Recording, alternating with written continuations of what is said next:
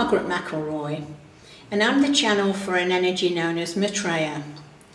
I've been with Maitreya now for 31 years, and I have been working with him and writing for him, channeling for him in many different ways.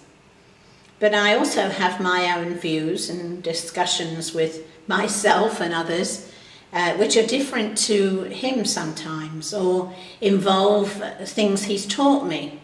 And I can put it in a way that probably he couldn't, or, you know, that's a terrible thing to say really, but I love talking, and I love educating, and I love teaching people. And he was the one that made the suggestion that I do my own video, so here we go. The subject of my discussion today, or this evening, wherever you are in the world, is about living in the now. I said in another video that I had a very difficult time letting go of attachment and detaching. Well, the worst thing I've ever had to do was to live in the now, because I was raised by parents who had an enormous amount of fear. They had fear of what had happened in the past, of their childhood and what had happened there, but they also had no hope for the future. They didn't live in the now. Living in the now means that you live in this moment. You don't think about the past, you don't think about the future. And I will tell you, after a lifetime of living in the past, and living in the, having fear of the future, and having insecurities about the future, and being, very unnerved about the whole situation about life and death, I found it very, very hard to just let go of living in the now, and living in the past and living in the future, and what do I do and how do I do it, but Maitreya taught me, first of all, to just not give any energy to anything, and to just live as much as I could in this moment of time. And to begin with, I found it very, very hard. I really did find it hard. Because I've been used to, living in the past, blaming the past for everything. And also for, having terrible fear about the future. And thinking of what the future would bring. Which, by the way, when I actually came into that time that I've been worrying about, turned out to be nothing more and nothing less than just a hiccup, I called it. The self part of me at that time had so much fear. What if? What if something happened? What if I didn't manifest what I needed? What if the same thing happened that happened years ago? Etc., etc. And I really found it very, very hard to just separate myself from the past and from the future. So many of us are so used to going to readers, clairvoyance, and getting to know, what the future holds for us. And recently, during my sojourn as a journey into the self and the higher self, and the battle I went through between the two energies, Spirit took themselves away, which they always do when you're going through a very difficult time and you're being tested. They don't want to be around you, and they aren't around you because they're not supposed to influence you in any way, shape or form. And in the beginning, when I first started this work, I was very, very unsure of what the future would bring. What was the future going to bring for me? And also other people kept telling me what the future would bring for me. That they didn't tell me it would be years and years and years before it manifested and before, you know, it started to happen. And it was very easy because I had lots of clairvoyant friends, lots of psychic friends who were around me who, you know, I used to say, what do you see? What do you see for my future? What do you think's going to happen? At times when I was switched off from my guides and my spiritual energies that I was working with, and of course eventually Maitreya. And that's the kind of thing that we do. We want to know. We want to know the future. We want to know what's going to happen.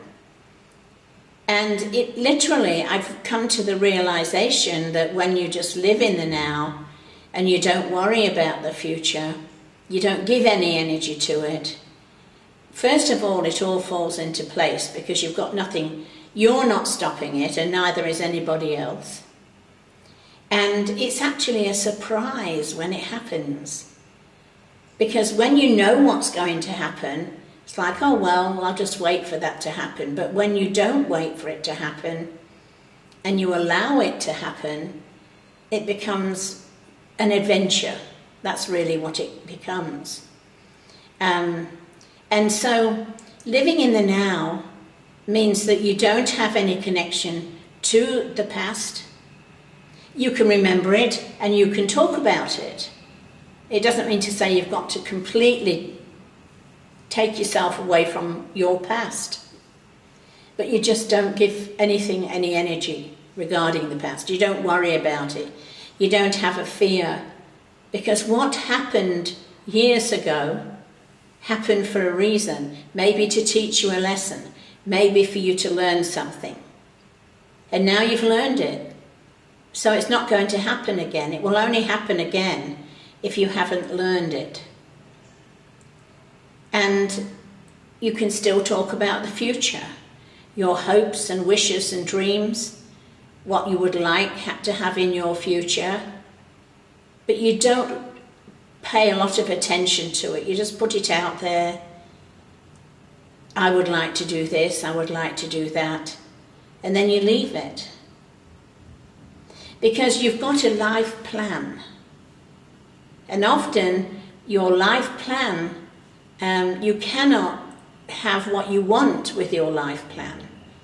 In your life plan you have chosen to go through certain experiences and times in your life. But you may not want it, what is supposed to be happening in your life.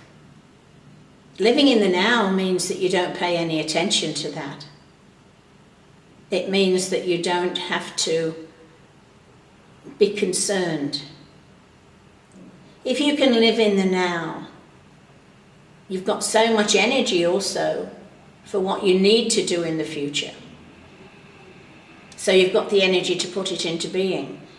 There's nothing worse for me as a reader to say to a person, wow, you've got the most wonderful, this is the most common one, you've got the most wonderful writing ability.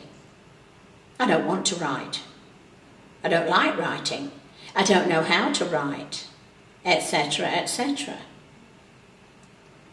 And it's there in their birth chart. If they don't fulfill that part of their birth chart, you can guarantee that they will have to come back again to the earth plane in another body, in another existence, and do it again.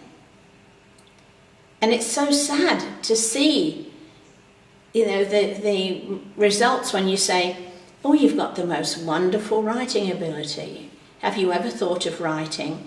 And then they say to me, well, I have actually, but I don't know how to do it. And, you know, I don't think I would do any good, and etc., etc.